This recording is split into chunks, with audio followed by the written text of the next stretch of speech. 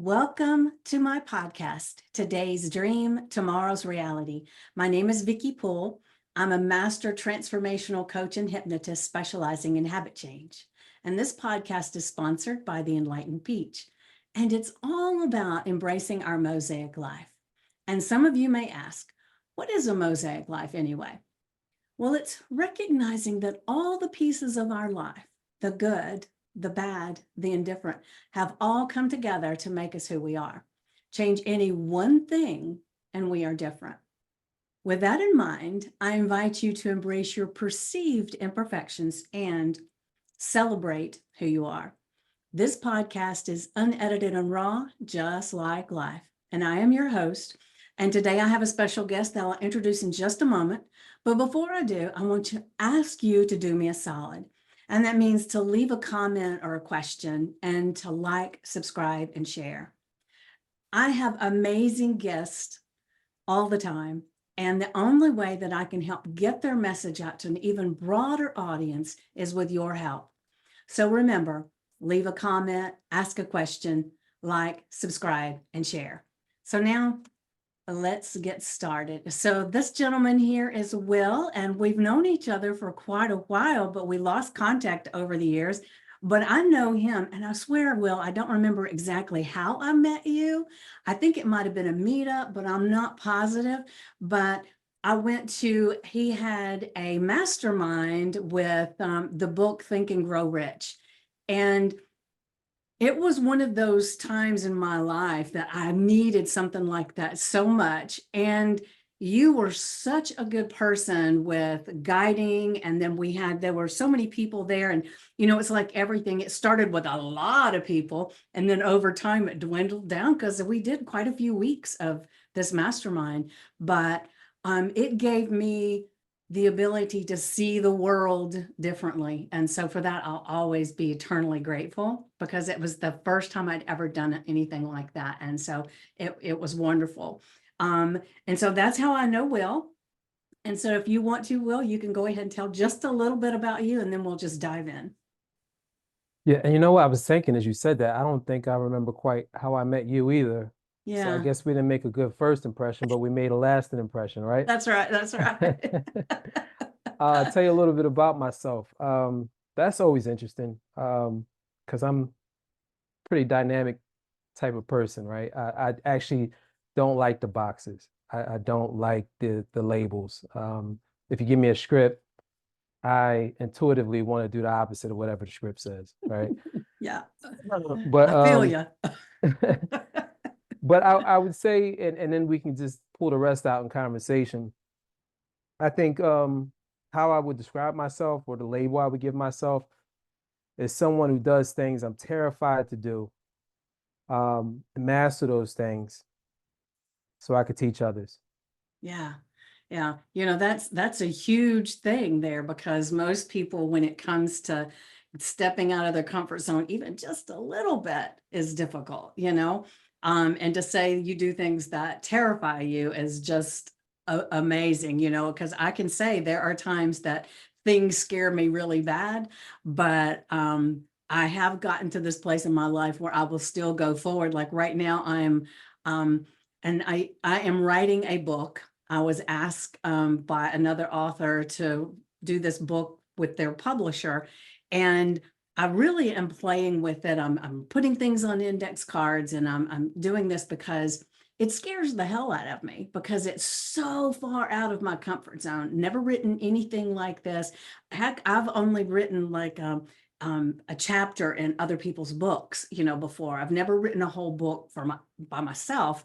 And when he first mentioned it to me, I thought, oh my God, I don't know. I said, what kind of deadline are we talking about? And I was asking all these questions and I thought, what are you doing? Just say yes, just say yes. So I did. And do I have it all written yet? No, but it's there and I'm working on it. I'm doing things to get to it, but it was very scary for me to even say yes. Right. And it's like it's cliche, right? Everything you want is on the other side of fear. Yeah, And I don't know if you ever heard this or know of this. Do you know how many times the phrase fear not is in the Bible? no. 365 times. right? Really? One I for don't every think that's a day. coincidence. Uh, Yeah. not Monday, not Tuesday, but every day of the year, right? You should Yeah. never fear. So, yeah, I've just kind of, just adopted that philosophy a long time ago, and now, I get called out as well, right? It's like, yeah, but like you gotta Well, go, we right? are That human after all, right? Well, actually, you know what? Just to push back on that a little bit, Uh-huh. I believe we're spiritual first, and then we're human second, Yeah. But right? don't you think the spiritual would make us say yes right off? It's the human part of us that says, I don't know, give me more information before I commit. Absolutely. And Yeah. that's the labels, that's the identity, that's the ego, right? Mm-hmm. And a lot of that is rooted actually in pain, Yeah. right? There's times where we weren't accepted, times where we were rejected, times where we Yeah. fell and hurt ourselves. And we never want to repeat those things again, right? Why? Because they were unpleasant, they Right. hurt, Yeah. right? But once you kind of, whatever your process is for going back and addressing those things, and getting comfortable with the discomfort, but absorbing the lesson that that discomfort gave you, I think that's when you kind of shrink the human and you can kind of grow the spiritual side of it. Yeah, I agree. Yeah, beautiful. Well, when I met you, you were doing this mastermind. And the last time well, I think we connected a couple of times after Yeah. that, Mhm. right? But you were also in like a network marketing company of some kind, I remember.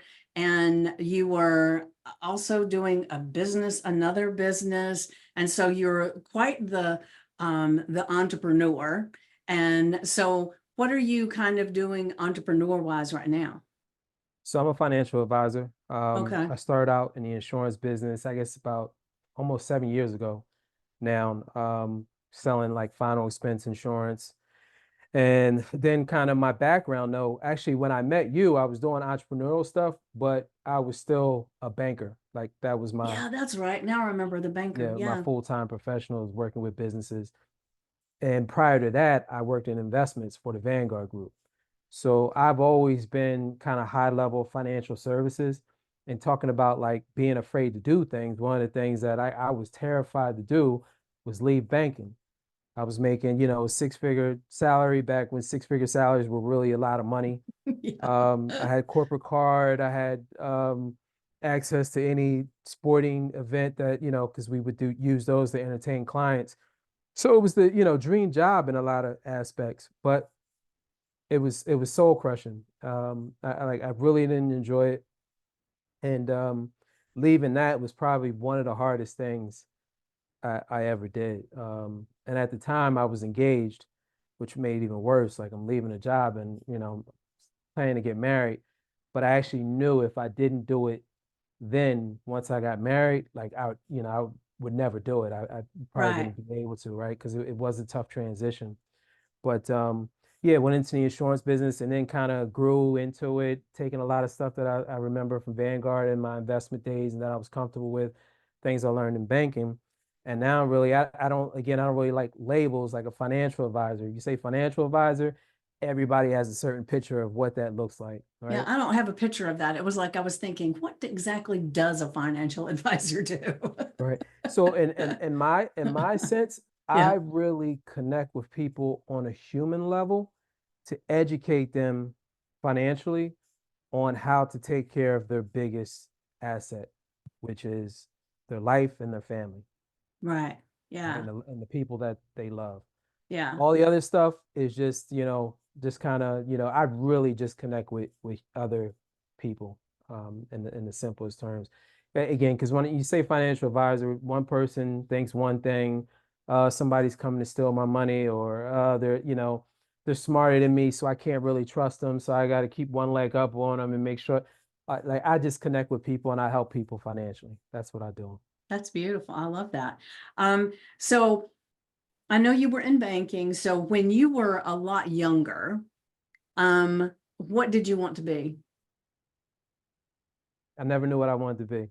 Never. You don't remember anything when you were a little kid? I'll tell you what, the only reason that I went to college is because um, the neighborhood I grew up in, there were a lot of people getting locked up and things like that. And I knew I didn't want that to be my future. And I said, I got to get out of here or I'm going to wind up, the same way. And I went to college. I almost actually went into the Navy. And Mm, the day the recruiter was going to come to my home and have me sign the papers to go into the Navy, my dad called me. My parents were split, so I didn't live with my dad. My dad called. My mom had given him a courtesy call just to say, "Hey, William's going into the Navy. The recruiter's coming back tonight. He's going to sign up." My dad called me in school, had them pull me out of class, and he said to me, "Don't you sign those papers to go into the service." He's like, "You're going to college." Only thing I've ever learned of anybody that went into the service is how to smoke cigarettes. Now, no offense to armed services. I yeah, appreciate your service. But that's what he that was said. his That interpretation was of it, his right? interpretation, Yeah, right? yeah. And I said, all right, well, it looks like college then. And I applied and I didn't know what I wanted to do for a major. I said, well, the only reason I'm even going to college is because I know I want to make money. So why not study business? Okay. So I studied business. But there was never this picture of I want to do this or I want to be that. Now, if you ask me who I want to be when I get older, uh, it's really how to show the everyday person that's burnt out on corporate America or they're trying to figure out how to make ends meet and show them how to thrive as an entrepreneur or a financial advisor, helping other people, being of service to other people, because there's really no money out here. Everybody chases money, and people live their whole lifetimes without realizing the money isn't even real. The Yeah, money is just a byproduct of the effort, the service, the caring that you put into other people that makes your value heavier than the money that they have in their pockets. So they're willing to exchange that money for the value that you deliver. yeah. Well, this is probably very unpolitically correct to even say, but I was watching Instagram this morning. I was looking at Instagram and somebody shared a reel. And on this reel, the woman said, the next time you think, I don't have enough money for that, remember, is there a crackhead alive that gets up and says, I really want to get high, but I don't have the money? That's a good analogy. No, they don't. So don't let a crackhead outdo you, is what she said. And That's I a, thought, that's a great oh my analogy. gosh. And here's the thing, but that man, like so many people, and I believe it's the working a job mentality, right? Because it really perverts our idea of what money really is. Money is just what value can I put into the world right now that is so great that people are willing to give the money to me, right? Yeah, Because it's like if you think about the groups of people that run this whole system, right? This whole establishment. Without going too far into that, they know the money it means nothing. Materialism means nothing. It's really worthless. All the best thing in life are free. Like at the end of the road, you're gonna remember the conversations that you had, hmm, the time you spent, the the times you experiences. laughed. Yeah, the time. That's what's worth something. Yeah, So if you really let go of all that and change your value system to, it's really more about the things that matter. And you right. make that your home base, getting money is so much easier standing from there, right? Because you can invest it. If it doesn't come back, hey, I still got home. Yeah, You can now we do need money. I'm not trying to, yeah, we paint do. this utopian thing, but a lot of things we really don't need that much, is my point. Yeah. Right. So when Well, you don't need that the much, the it's thing a that lot happens, easier to create. yeah, the thing that happens to most of us is that you acquire a few things and then you acquire a few more things and then you get a bigger house and you've got a nicer car and you've got all these different things that take a good chunk of your money, right? And so then it's like you're doing the bouncing balls all the time trying to figure out how do you have enough, right? And it makes me think of, oh gosh, all of a sudden his name just went out of my head. Comedian, I swear, I've been having these brain freezes lately. I think I need some water.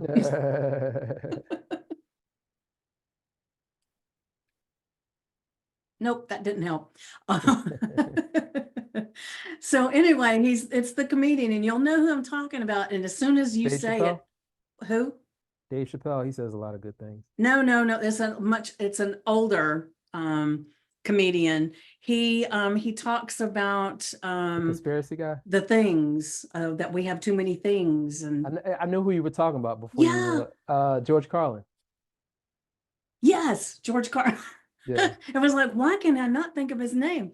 He, because he talks about, you acquire all these things, then you get a bigger house, and then that's not big enough. So you have to put your stuff in storage. And then, and he talks about all of this stuff. And it's like, man, that is so true. Yep, I that's bet true. half of the crap I have in my house doesn't mean a damn thing, right? Absolutely. Now, there are a lot of sentimental things that mean something, but once I'm gone, nobody's going to give a crap, right? Absolutely. And one of the things that I do to try to declutter some of my stuff and get it out is I have a container in my closet that I continuously add things in that I can donate. So when I get something out and I think, oh, let's just put that in there. Let's just donate that. And it's one of the things that helps me, but I have too much shit, really. And and I don't need that. The house that I have is probably bigger than what I need, but I like it. And all those things. So after a while, when you're adulting, you end up with stuff that you got to make enough money to not only live, but to afford to keep the stuff you got. Right. Absolutely. And kind of going back to the theme of human being a spiritual being, it's the things that make us more human, right? That Yeah. bring more mass to us, right? You'll notice if you probably have noticed, if you ever get rid of a lot of stuff, you feel lighter, Oh, right? yeah. There's less mass on you. So I always strive to keep a life that is as light as possible. I try to eliminate mass Yeah. as much as I can. Um, so yeah, I had something else, but I just had one of those moments you had not too long ago. Oh, take a sip of water, see if it helps. Let's see if it works. I was talking to my group. I have a Facebook group that I pour into every day with affirmations and journal prompts and different things. It's called Make Lasting Change. And the other morning I was sharing with them the Emoto water experiment. You remember that, right? I do. The water Absolutely. experiment. And so as we were talking about it, I said, I learned something yesterday when I was listening to something more about it, because I love listening about different people's views and opinions and all the facts and everything. And this one person said that as you get older, we're 90% water. And as you get older, that goes in half. And that's why a lot of people have the cognitive decline. They start having the headaches and their skin's drier and all these different things. And I thought, holy crap, I need to be drinking more water. Hmm. So now it's like, as soon as I have a little bit of a memory thing, it's like, okay, I gotta have some water. Right. Well, it actually just came to me, point I wanted to make, like just about having stuff, like everything that you have is taking something from you, Right. right? In the way of life force, right? Like I don't know if you've ever done this, but on your block, if there's a house that's abandoned for, more than a couple of months, even if the yard is landscaped, Yeah. everything, you could drive down the road and you could still see which house nobody's living in, right? Because Yeah. nobody's putting it there, right? If nobody lives there to put the house there, then the house will actually start to decay on its own, Right. right? So all these things that we collect and we have, they're all requiring our life force to kind of stay in existence. Like it doesn't matter what it is. I mean, you could build a castle with the best granite, the best marble and concrete, whatever you want to do. Come back in 300 years, is the earth is gonna be pulling it back down into itself. Yeah. So yeah, that I was just kind of further driving home the point about stuff takes something from us. Yeah. Well, I love that because you do notice that that happens, to houses, when somebody moves out and it's a while before somebody else moves in, suddenly there's a lot of repairs that have to be done. And Absolutely. you don't think about it that it's the life force of the people that was helping keep it, in good order. Of course, it takes the love and the, attention to stuff that's going on, but that's a really cool way to view that, Have you ever noticed how better your car runs after you wash it? Oh yeah, yeah, Yeah, it's real, right? You put attention and energy, and the universe, anything physical responds to attention of an intelligent being. right. Everything. And we're all energy, and our energy just kind of goes around us. And that's why I was talking to them this morning about how we can feel the energy of other people. And that's why when you get into a crowded room and there's a whole bunch of people, there'll be one person or a group of people that you'll gravitate to. You may not even know them, but you can feel their energy, and it kind of can hug yours. The energy is similar. And then somebody can walk up to you that you don't know, that you feel like you've known them forever, and then another person walk up and something's off. It's like, I don't know what it is about them, I don't like them. Well, it's that energy field that we have. It's like they've got an energy field that just kind of butts up against yours instead of gives it a warm hug. And that's one of the things that's really cool to me, to recognize that as we're energetic beings and we go around people, and our energy just kind of goes out about us, so we can decide what kind of energy we are and who we are, and that's what emits from us. Absolutely. And Yeah, actually, the more you resolve your stuff and your issues, that field expands yeah, and yeah. and goes further away from us. Yeah. And I've got one of the things that has come to my attention, I guess, more about me and about some other people. And it's a little bit different than what we're talking about, but it just popped in my head. So one of the things that I've noticed, and I've probably known this about myself for a long time, I just didn't articulate it, I didn't share it. But I've had this thing where, like, for instance, I had this friend that I went shopping with, and as we're in the mall and we're shopping, you can tell it's been a long time ago because we were in the mall. And and this music came on where we were. Well, he just started dancing and singing and having a good time. And part of me wanted to join in. But I looked around and I thought, I don't know, people are going to think I'm crazy. And that was even before cell phones were constantly in our faces. But I know today I would have thought, that'll be on YouTube and I don't want it. But it was like, even though I really wanted to participate and it would have been fun, I was too stuck inside of, what do people think, holding myself back. And that's one of the reasons why I started my podcast, because I felt like I had filtered my voice forever, and I had conversations depending on who the person was, not who I was. And so I decided that a podcast was the perfect thing, because I can say whatever I want to. And if somebody doesn't like it, they can just change to another podcast or something. And so it started off with just me talking. And then when I would see people and I would see their stories, I thought, oh, then I really got into people's stories. And that's why I have you here too, because I wanted to hear more of your story. So I'm sharing way too much about me. But the thing that I'm getting at is, I think that for me and a lot of people that I've run across, we get so engrossed in what the world's opinion is of what we say and what we do, that we hold back who we are so much that over time we begin to think we're somebody else. Well, we do turn into somebody else, which Yeah. is why it's rare that you come across somebody that you describe as being authentic, which is why Mm-hmm. when you do come across that person that's authentic, it's like, it's something about them. I'll tell you real quick. I remember this is when I was in banking, And in banking, you go to these, lunch and learns or these luncheons all over Hmm. the city. And, an accountant's there, CPA, a lawyer's there, somebody that does payroll. I was the banker. And, you go and network and everybody, puts on their best face and professional. You got your suit and your tie on. And I remember there's this guy, actually, he wound up mentoring me for a little bit as well. Mm. Phenomenal guy named Henry. Henry, we were going around the table doing introductions.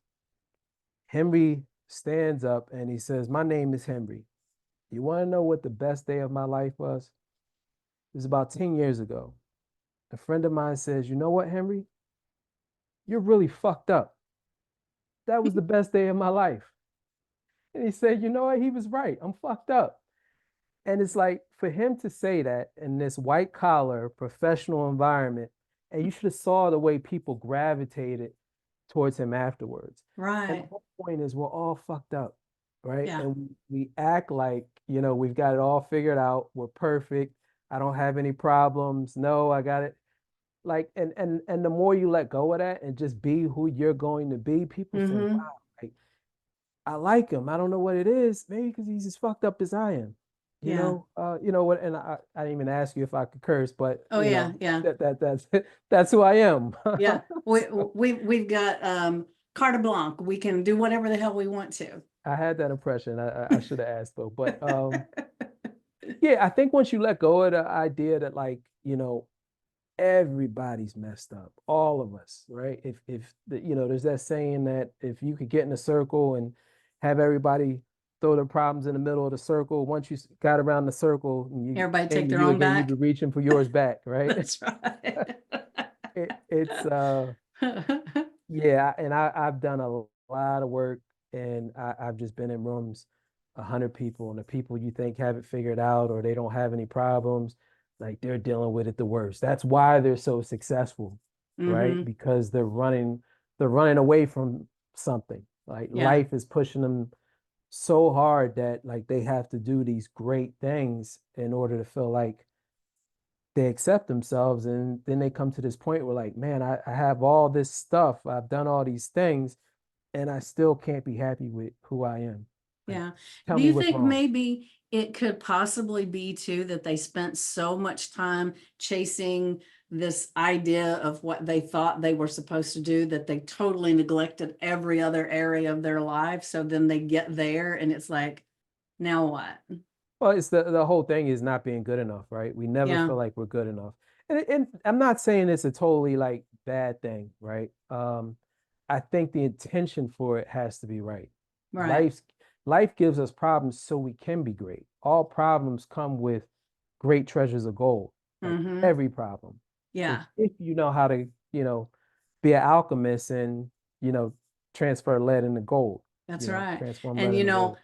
that brings me to the art of kitsumi. The vases, the Japanese art of taking the vases or the cups or the plates that have cracks in them, and they fill it with gold to make it more beautiful and stronger than it was before. And Wow. so I feel like, the things that we go through in our lives, not only is that our mosaic that creates all these little bits and pieces and makes us beautiful, but we're also feeling the cracks of the things that we feel, because it's not necessarily that it's true, but that we feel are cracks in us. And then we're begin filling them with the gold and becoming stronger in the process. I like that. I never heard that, but I like that. You Like hadn't? none of your problems are for you. They're all for other people. It's just if Yeah. or if you're willing to share them or not. And that's the tough part. Yeah, definitely. And there's times that I go back and I look at some different pivotal moments in my life, and I I take them and I work. Sometimes it's a little bit harder than other times to extract the lesson out of it.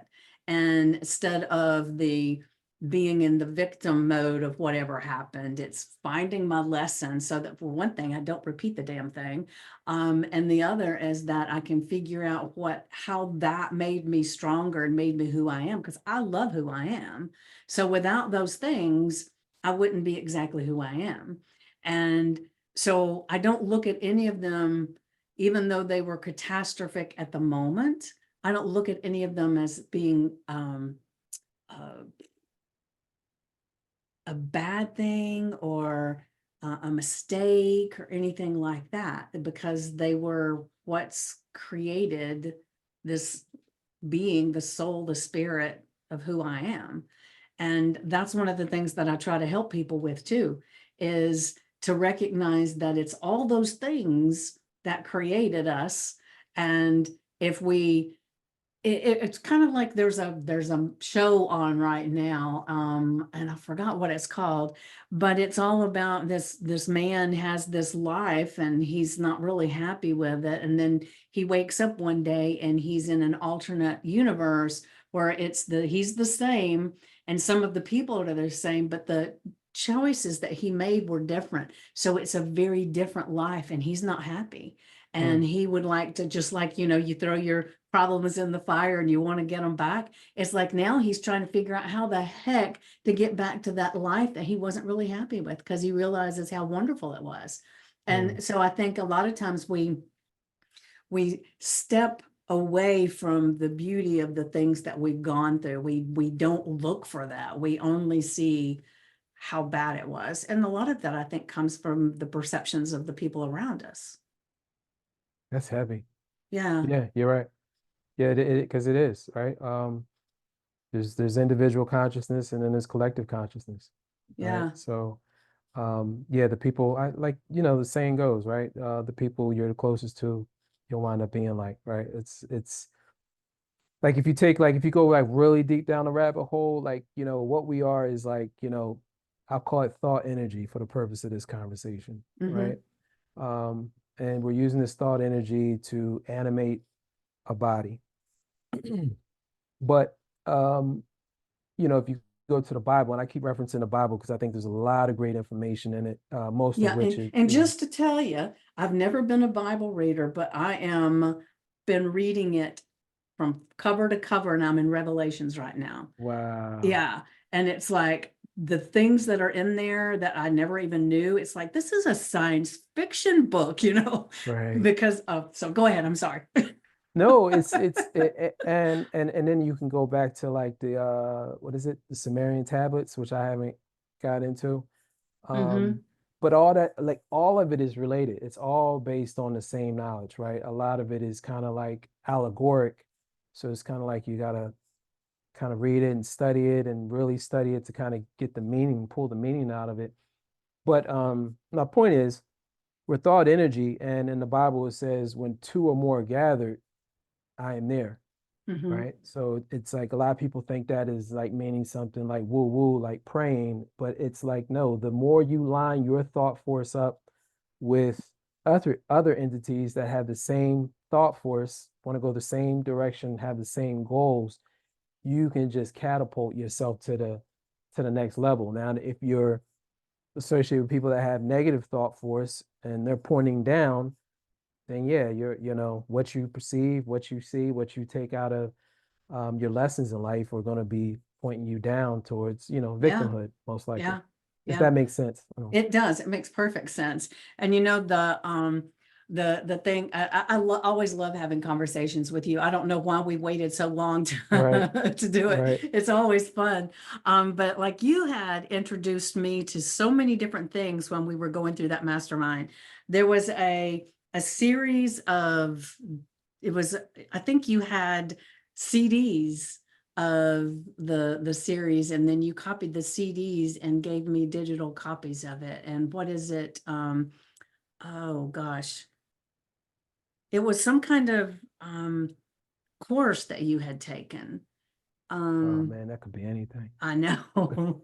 um, I've actually the guy's name, I can't remember what it is, but he's the one that actually ended up going to jail because people didn't I know agree with. exactly what you're talking about. Yeah, Kevin Trudeau. that's it. That's it. Yeah, I your had wish is your never command. heard of him before. And so Right. I really dove into all of that and really got a lot of amazing, amazing epiphanies, you know, from that. And there was somebody else that you told me about, and I don't remember who that was either, but it was like the reason I'm mentioning that is because, you know, you were just saying something about the people that you're around, right?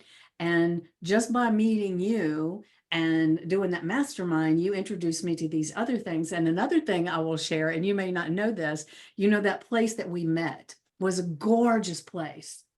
Do you remember where we were? I don't, to be It was honest with you. somewhere, it was in Atlanta, and it was like a private club. And Oh, City Club, probably. that maybe, I don't Yeah. know, it was a private club, and I had never been into a place that looked like that. And so it was like, oh, this is how the rest of the people live. Let me absorb this. And it was great. And then one of the people, and I swear this is really exercising my memory, and I'm not passing on this one. There was a lady that was in there with us that she was talking about going to Dubai, I think it was, or someplace like that. And I thought, I've never even heard of Dubai. I Mhm. don't know anything about it. So then that was like, ooh, that was opening up a door for me, you know, of things that were possible. If this woman can be thinking she's going to go there, why can't I? Now, I still haven't been, but the thing is that there are so many times that if we take the time to step out of our comfort zone, because going in person to that mastermind I had never done it before. It was out of my comfort zone, but it opened so many things, doors in my mind. And, you know, and then conversations that you and I had after that. And then there was another lady, and I know we met up with her one time, and I can't remember what her name was either. I remember Amisha. Maybe it was Um, Misha.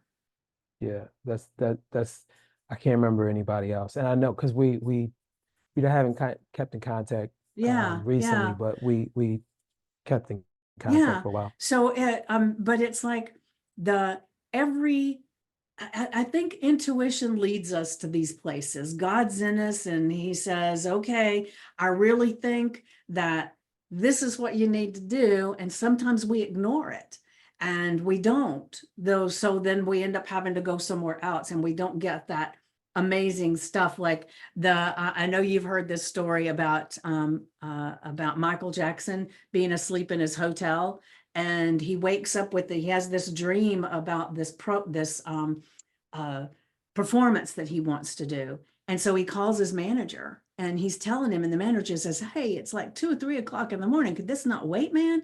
He said, no, Prince is down the hall. He's asleep. And if I don't take this, he'll get it. And so I think sometimes I feel like that too. It's like if I don't grab this idea that God's gifted me with, then it's going to just kind of, well, she doesn't want that one. Let's let somebody over here get it. Absolutely. And yeah, and so I'm all the time thinking, ooh, that feels a little delicious, scary as hell, but it feels a little delicious. And that's how I was with the book thing. It was like, okay, I'll do it. And so I guess what I'm getting at for the people that are watching or listening is that there are so many times that if we would just open ourselves up to the conversation and the stepping out of your comfort zone, because if I hadn't stepped out of my comfort zone, I probably never would have met you. Never. I mean, I don't know how our paths would have crossed. Of course, I guess if we were intended to meet at some Absolutely. point, we would have met Absolutely. sometime, but I kind of like the story we have.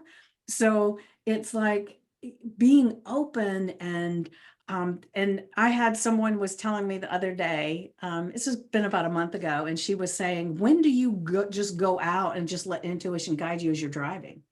Mm. Usually I have a destination in mind, right?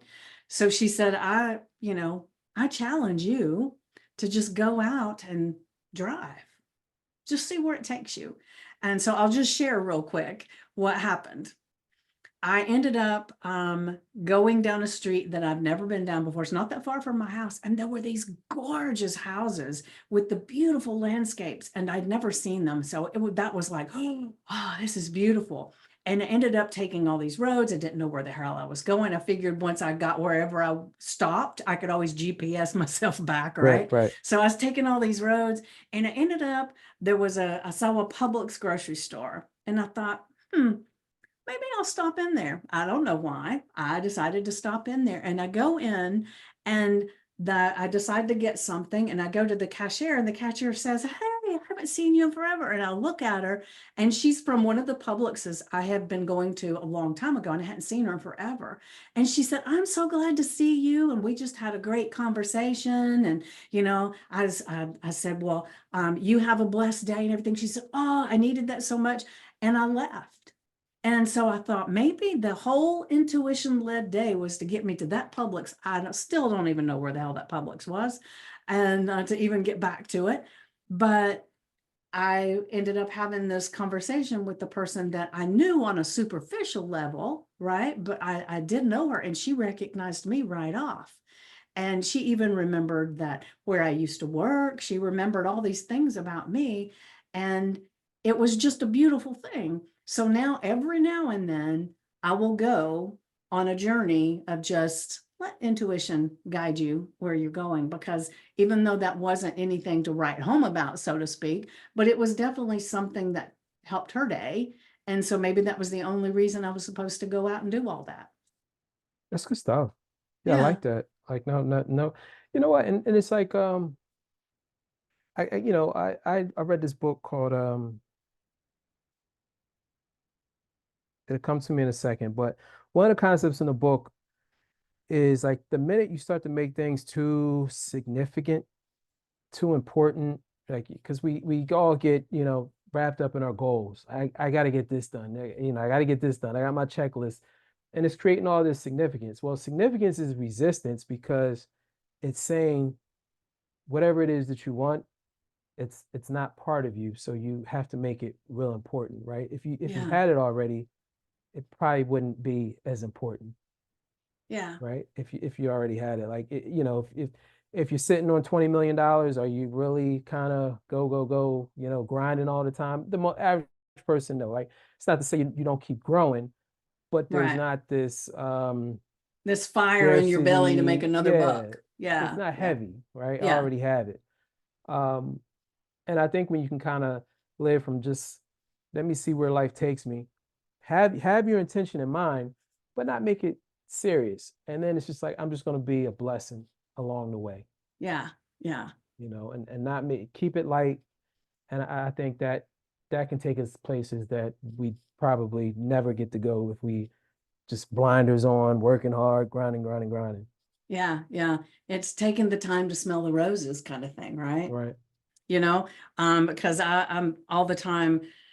I do this thing where I sit in silence for a bit, because used Nice. to I always did guided meditations, or I would do these mantras in my head. I do the Om, I do all these things. Right. And now I've got where I'll set the timer for 15, 30 minutes, an hour, whatever I feel like I need in the moment. And I just sit in complete silence.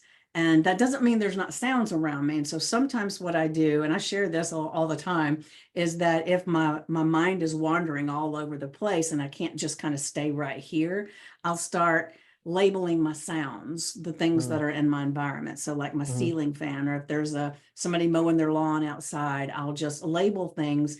And then that kind of brings me back here, and then I can just sit in silence. And that's when these amazing thoughts come to me. I do that, and then going for walks helps a lot too. But it's like sometimes we get so busy with the noise in our head that there's nothing that can get in anyway, Right. because we're so engrossed in it. One of the books that I love is by Michael Singer, The I know you're Untethered talking about. Soul. Yeah, Yeah, it's one yeah. of my favorites. Yes, mine too. I refer people to that all the time. And then have you read his other ones? The surrender I experiment. have. I started the surrender experiment, but I didn't get to the end of it. I just it didn't catch me like that. Maybe the Yeah. timing wasn't right or whatever the case is. Yeah. But And then the other one, because I've got it up here, is Living Untethered. Um, so I don't think yeah, I think I had that, but I yeah. haven't read it. Well, I've read them all. I do like the one that I always go to is the Untethered Soul, and I like the audio version of it. Something about the whoever's doing the narrating. It's like, oh, this just He, feels like a he warm has a cup of course butter. tis that living untethered? This is like a course. Maybe. maybe. Yeah, I I think just have maybe the book, and I think he does have a course that goes with that it the course too. was excellent. Yeah, I haven't done that. Yeah.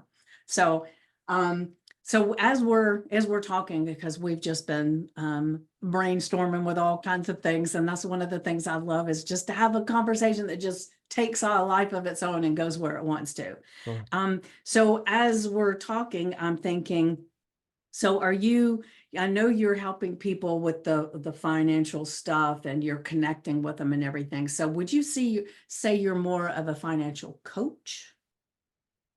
Um, no, I'm more of I help people be more proactive. Like, Okay. so my niche is working with people that are ready to retire, right? So they're ready to Okay. retire, they've got a 401k, they've got a couple $100,000 in it that they've, spent $30, not $30, 30 years collecting, and it's here. I'm getting ready to Now retire. what? I'm looking to retire. What do I do with it now? And I don't even know what it's in. The money's just here. I filled out some forms when I started the job, and Yeah.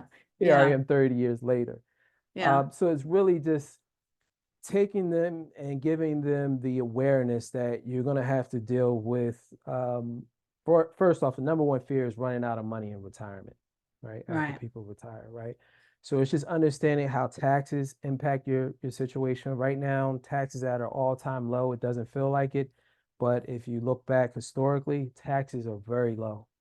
One of the reasons that Ronald Reagan actually, one of his motivations for running for president is, he was an actor, he was in a, top tax income bracket, and he was taxed at like 90%. And it was to the point where he didn't even want to do movies because he'd He do all didn't that get any of the work and, money. a Yeah. lot of it was going towards taxes. Now it was different back then because the cost of living was so low. Right. So, even if you were taxed a lot, you'd still, if you, made a couple of dollars, you could still live a really good lifestyle. Back then you could still have one parent work and the other stay home, and things were comfortable. You could still do vacations and things like that. But taxes are the foundation of every financial decision, especially in retirement. So Okay. understanding that there's ways that you can reduce your taxes so that, for 90% of Americans retiring today, their primary source of income is going to be Social Security, right? There's only about 15% of the population that has a pension in place. That's kind of like a thing of the past. So showing them that there's ways that you can avoid for your Social Security being taxed, if that's going to be your primary income source, you don't also want to expose it to taxes as well. Okay. Also, market risk, right?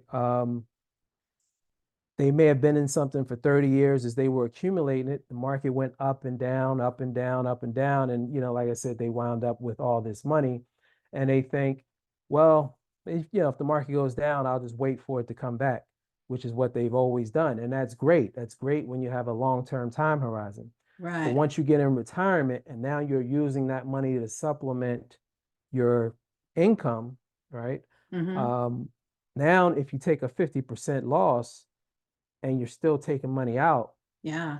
you know, it's kind of harder to get that bounce back. And a Right. 50% loss in one year, a 50% gain the next year doesn't put you back where you started, That's right. Yeah. right? You got back 50% of what you lost. You actually need 100% because you need another 50% to get back where you were, and then another, 50% to kind of get back even kill, right? Yeah. That makes But sense.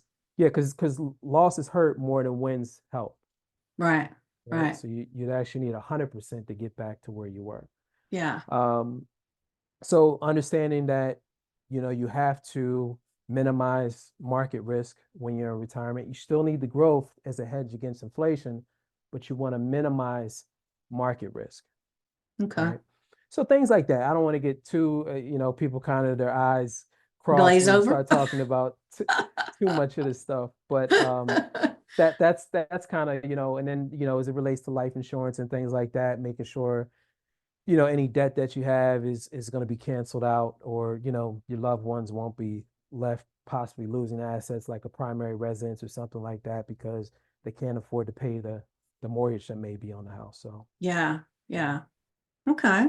Well, that's a much clearer than a financial advisor. And I really got to get a lot better at marketing myself. I don't proactively go out and find people to work with. So I've never Hmm. fine-tuned my message and who I help. Like most of the people I work with came to me, like they've already put in a request that they're looking for help. Yeah. So Yeah. that's kind of I like that. I've been in business where I got to go find people, and I'm in business now where I could just go to where people are already looking for help, and I like this way a lot better. Yeah. But one of the disadvantages is it doesn't give me a lot of practice or even intention around marketing myself because I don't really have to, right? Yeah. They're Well, what already you looking for just me. said a moment ago would be clip worthy for you to use to actually market yourself, because that was very clear on exactly who should pick up the phone or send an email or text you to get that help. That was Good very stuff. clear. That's good. Thanks for the feedback. Yeah, yeah. So kudos. That's really good. That's really good. So we're getting close to time. It's already been almost an hour. I can't believe it. I can't believe Well, it it's either. been Time over an flies when hour. you're No, having we fun. started. Yeah, yeah, it's been right at an hour. So I was thinking, oh my gosh. So thank you so much for being here and having this conversation, because I don't have a lot of, I have conversations all the time, but some of this got kind of deep and I loved it. I really did. And so we're going to have to stay connected a little bit better this time than what we've done before and have more conversations. It'll be fun. Absolutely. Thank you for inviting me onto the platform. And just want to acknowledge you, like, we've known each other for a little while, and you've always been someone, and I shared this in the email when we were setting this up. You've always been someone that's been willing to invest in yourself. You've always had like a kind and giving spirit. You really want to help other people. You want to reach your potential, and then you want to help other people do the same. So I think that's probably why, we have such good conversations because our intention for life and people is the same. So thank you Yeah. again.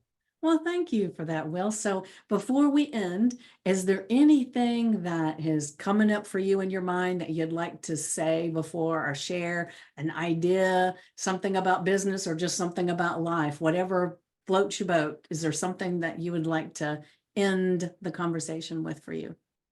Well, if you're in the South Jersey area, I have a 2 day, it's actually one day, but I'm doing it for 2 days, June 27th, June 25th and June 27th at Camden County College, Community College. I'm doing a seminar and helping people that are near retirement, how they can, maximize Social Security, minimize taxes, and reduce market risk in their later years as they approach retirement. So if you're in the area, June 25th, June 27th, Camden County Community College. Beautiful. Thank you for that. And so for everybody that's watching or listening, I will be putting all of Will's information in the description. And I'll see if he can give me a little write out about that so that it'll be in the description so you can get to it, because I'll get this probably done pretty quick and have it out there. So you might have some people that will pop in for it. Good stuff. Yeah, beautiful. So if you do and you came from this podcast, make sure you tell Will you listen to him on the podcast. Appreciate that. Yes. Appreciate that. So I'm going to leave everybody with one of my favorite quotes. The best way to predict the future is create it. So what are you creating? And with that, I will say, mwah.